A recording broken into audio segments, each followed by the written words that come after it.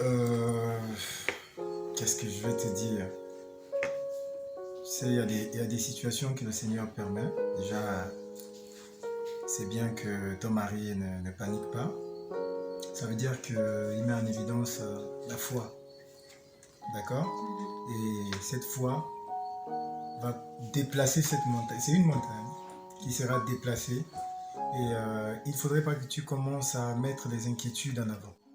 Ils se sont aimés, se sont accordés, ils se sont donnés. Devant leur famille, ont décidé de s'unir à jamais. Attachés l'un à l'autre pour la vie, rester soudés et déterminés. Il faudrait que tu regardes à Jésus, mais vraiment fortement. Fais comme Sarah. Sarah s'est livrée à Dieu et elle était un sujet de moquerie, mais Dieu a permis que sa gloire éclate. Et par la personne de Sarah aujourd'hui, il y a la multitude. Et donc tu vas laisser une multitude. Tu vas laisser une multitude. Il faut que tu commences à dépouiller ta conscience devant Dieu. Tu te livres devant Dieu. Et cette moquerie-là va se transformer en joie. Tes larmes seront transformées en cris d'allégresse. Je pense que tu as l'histoire également de la femme à la perte de sang. Ce ne sont pas des récits simplement. C'est des gens qui ont vécu comme nous et Dieu permet des événements, Dieu permet des situations pour que sa gloire éclate. Et donc, c'est une montagne qui va être déplacée par le Seigneur. On ne sait le jour, on ne sait le moment, mais il faut que tu te libères, il faut que tu t'épanouisses dans ton foyer. D'accord? Voilà, il ne faut pas que tu vois ces moqueries comme voilà, quelque chose qui doit t'arracher la paix, qui doit t'arracher le besoin de t'approcher de Dieu. Non, au contraire. Ce problème doit te rapprocher un peu plus de Dieu et lui-même, c'est le moment qu'il fera éclater sa gloire. Donc, sois fortifié. Voilà. Ça me fait vraiment un bon au cœur d'entendre ces paroles, vraiment. Ça me fortifie, ça me booste encore de continuer d'espérer, de continuer à s'appuyer sur le Seigneur. C'est vraiment au-delà de tout ce qu'on peut dire autour. Vraiment, merci. Merci, Yaya. Voilà. Que Dieu soit loué. Amen. On va prier, on va bénir le Seigneur.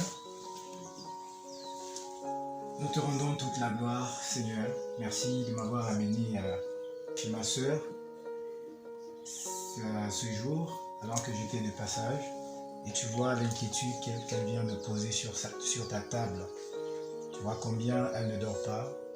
Tu vois combien elle est envahie par l'idée d'avoir un enfant. Elle a ce besoin. Seigneur, c'est toi qui connais toutes choses. C'est toi qui sais nous faire du bien. Je prie que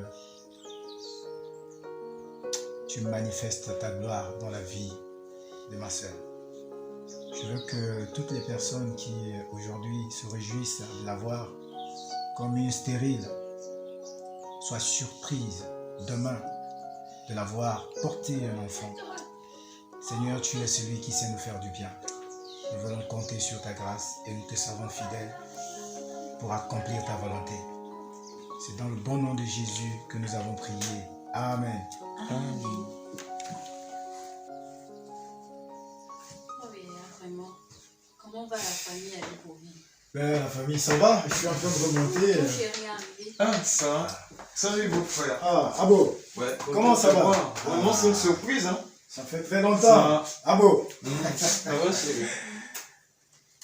Tu as pas mis du temps? Ah, j'ai pas duré, vraiment. Bah, C'est une surprise, hein. bah écoute, je viens de manière in situ. J'étais de passage en réalité. Ok. Il fallait que je profite à dire bonjour, voir ma petite sœur. Comment elle allait, comment vous Non, mais allez. je garde bien ta petite soeur, on voyait le problème du poids. Ouais, ça se voit. Donc, vraiment, vous n'avez pas fait un mauvais choix. J'étais un bon genre et je le serai toujours. Ouais, bah écoute, moi je vous souhaite de vous épanouir, de continuer à vous épanouir, merci. que la Non, grâce vraiment. soit toujours disponible pour vous. Non, c'est une très bonne femme et je l'aime énormément. Je ne me lasserai jamais de l'aimer. Même si de temps en temps, elle passe son temps à dire des choses assez compliquées. Oh, je fais pas d'enfant. Est-ce que tu es vraiment heureux avec moi? Vous voyez ce genre de truc-là.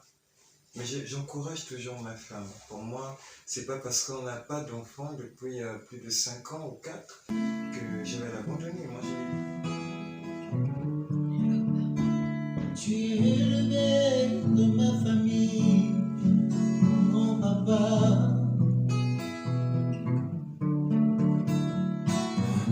Quelles que soient les situations, tu es élevé au-dessus de tout. Élevé au-dessus de la maladie, papa est